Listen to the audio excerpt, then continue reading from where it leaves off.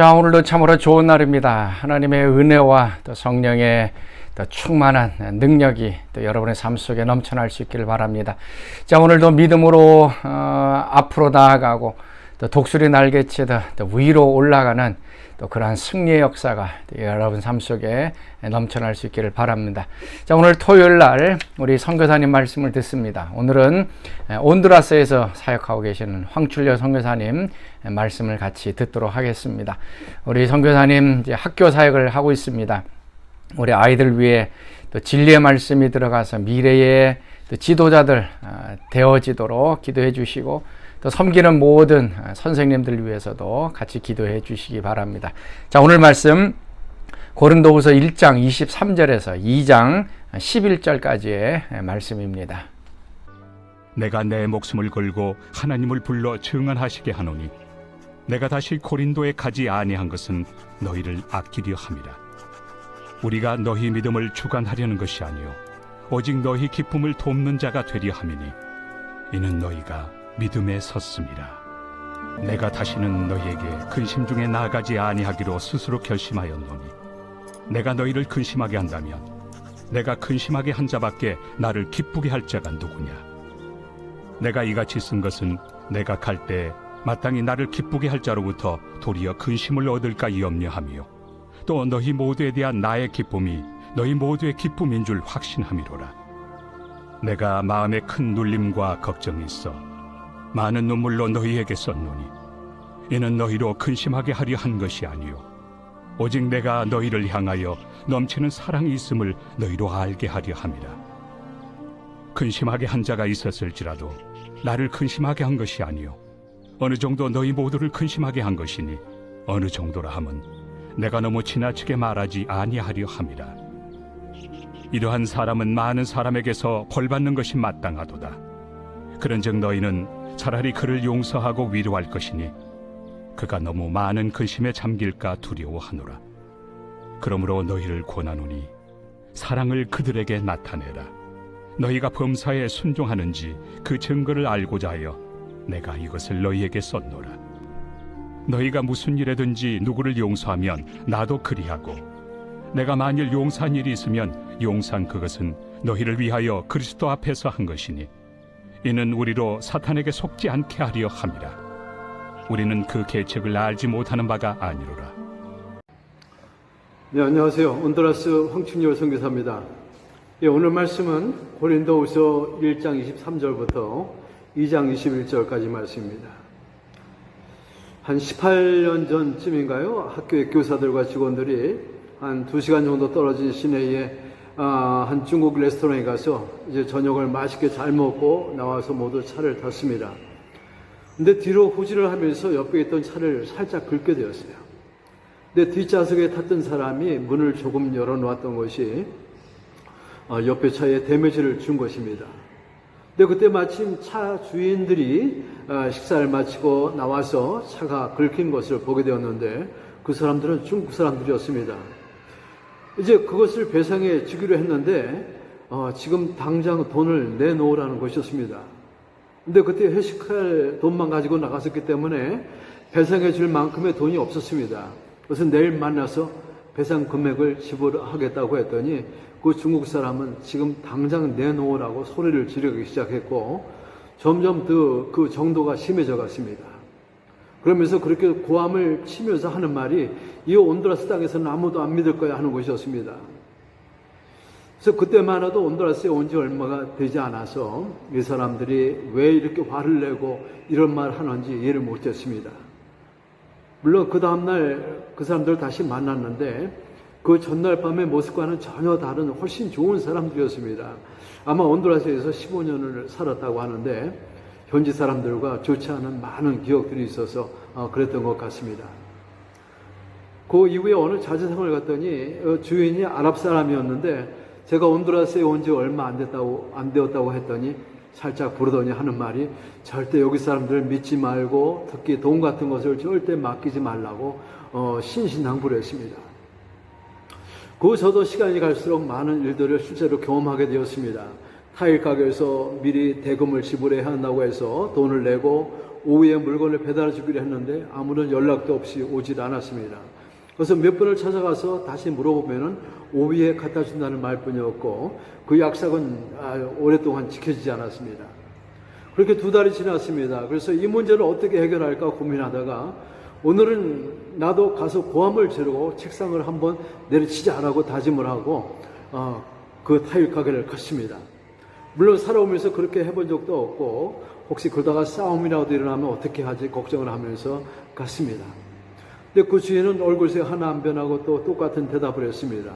그래서 계획한 대로 책상을 한번 내리치고 화를 냈더니 주인이 절절 매기 시작하고 놀랍게도 그날 오후에 정말 물건이 아주 잘 도착했습니다.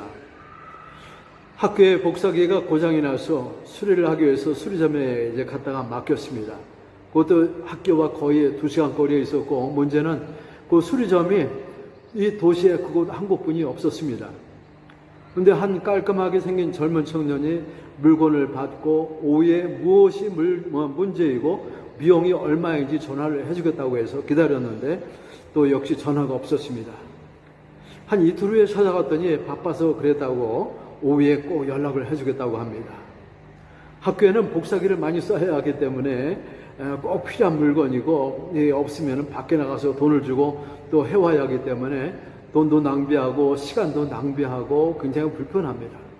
어쨌든 그렇게 해서 2주일이 지났는데 그래서 또 다짐을 하고 또 그 가게를 찾아가서 주인을 직접 만나 좀 환한 얼굴로 항의를 했더니 전혀 모르고 있던 주인이 어떤 물건인지 보려고 창고문을 열게 되었는데 놀랍게도 제가 2주 전에 가져왔던 그 상태로 그대로 있었고 전혀 만진 흔적이 없었습니다. 그래서 어떻게 이런 일이 있을 수가 있을까? 저도 굉장히 놀랐고 또 주인도 너무 미안해하고 또 어쩔 줄을 몰라 하면서 바로 수리를 해서 직접 갖다 주겠다고 해서 그렇게 해결된 적이 있습니다. 그리고 그 후에도 참 정말 많은 일들을 겪으면서 슬프기도 하고 정말 우라가 나서 잠을 못 잔 적도 많았던 것 같습니다. 3달 전에 미국에 잠시 다니러 가면서 타고 다니던 차에 바지 수리를 맡겼습니다. 한번 차를 잘 고쳐주어서 믿고 돈도 미리 주면서 미국 갔다 올 동안 고쳐달라고 부탁을 했습니다. 그 사람은 4일이면 된다고 걱정하지 말라고 했는데 제가 2주 만에 미국에서 돌아오면서 차가 고쳐져서 돌아왔겠거니 했는데 아직 돌아오질 않았습니다. 그래서 그 다음날 그 현장에 가보고 또 기가 막힌 것들을 보게 되었습니다. 차는 이미 먼지가 잔뜩 쌓여 있었고 손을 댄 흔적이 전혀 없었어요. 사람도 없고 전화도 안 되는 곳이라 어떻게 된 명분인지 알 수가 없었습니다.